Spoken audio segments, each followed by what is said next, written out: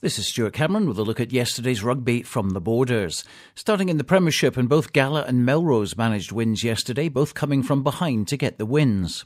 Gala, for the second week running at Netherdale, won by a solitary point to keep their hopes alive of being Scottish champions for the first time in 30 years.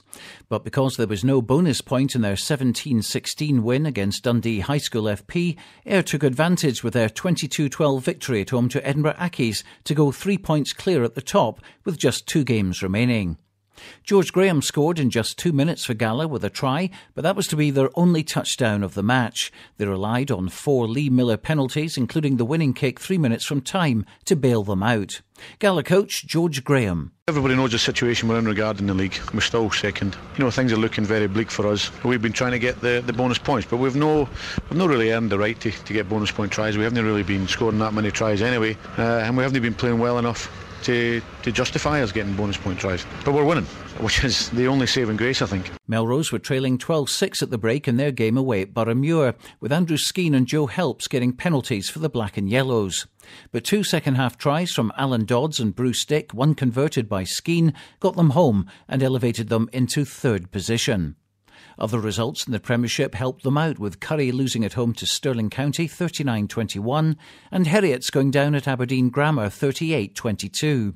And they can now sniff a place in the British and Irish Cup competition again next season. But only 8 points separates 3rd and 9th place teams, so it's going to go down to the wire. Melrose have 3 games to play, including their final match at Gala.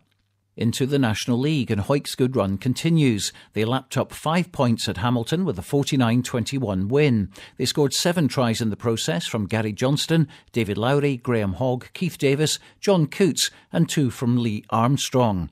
They're 10 points clear of Glasgow Hawks at the top, but Hawks have 3 games in hand. Next Saturday's match of the day between the two at Mansfield Park could well determine who gets promotion back to the Premiership. Here's Hoyk coach Phil Leck. Yeah, a really good win. Defensively, not quite as hard as I wanted it to be, but Hamilton played really well and played their part in a really exciting game. I think over the 2 games, between the two sides, I think they scored 180 points in the 2 games. So plenty of attacking rugby, and maybe just need to tighten up on our defence. But all credit to Hamilton, they really stuck in again today and put a good test together. And we're happy to come away with a bonus point, and it's in our hands against Hawks next week. Also in the National League, Jed Forrest's 23-17 win at home to Selkirk gave them their first win out of 4 this season against their local rivals, and it couldn't have come at a better time with their current position at the bottom of the table.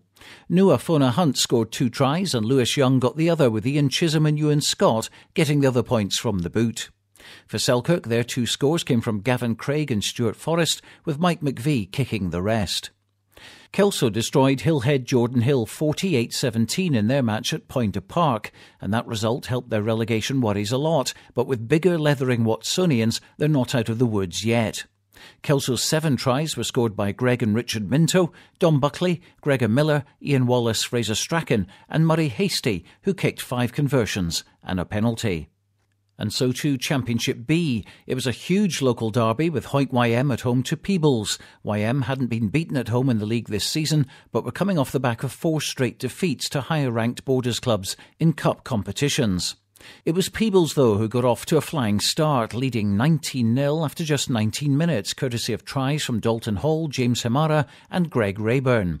They doubled their score in the second half with further touchdowns from Callum Scott, Rory Clinch and Warren Kearney. Rayburn kicked 4 conversions in all to take his total for the season to 195, while Gary Douglas's try gave YM their only points. YM weren't helped when Dean McCracken was red-carded for 2 yellow card offences, and it ended 38-5. Here's YM's Stephen Hill. We're missing a couple of boys in that, but no excuses. Take your hat off to Peebles. They were the better team at the end of the day, but we just had to pick ourselves up for that, move on to next week and hopefully put in a better performance. Reaction from Peebles boss Peter Wright. If you had said to us before the game that we would win 38-5, I would have bitten your hand off for that, and you're so really happy to come down here. I'm not sure if anybody's actually won down here this season in a league game, so for us to come down and not only win but to get a bonus point and and play as well as we did for 65 minutes, we're pretty chuffed, absolutely. And you can see all 7 tries plus a disallowed one on Borders Rugby television right now at bordersrugby.net. The other results, Langham bounced back with an impressive 48-12 home win against Duns in East League Division 1, but Berwick stayed bottom of the table after a defeat at RHC. It was all square at 13-all at the break, but Berwick went down 34-13. In East League 2, Earlston 26, Forrester 31, Hoyt Lindeen 44, Gala YM 3, and Hoyt Quinns 41, Edinburgh Northern 7. In Division 3, Walkerburn beat Liberton 29-27.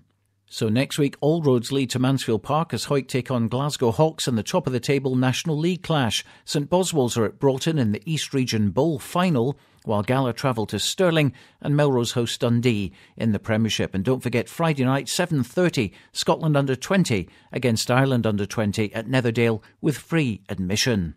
For all the latest news, results, video, audio and rankings, go to bordersrugby.net.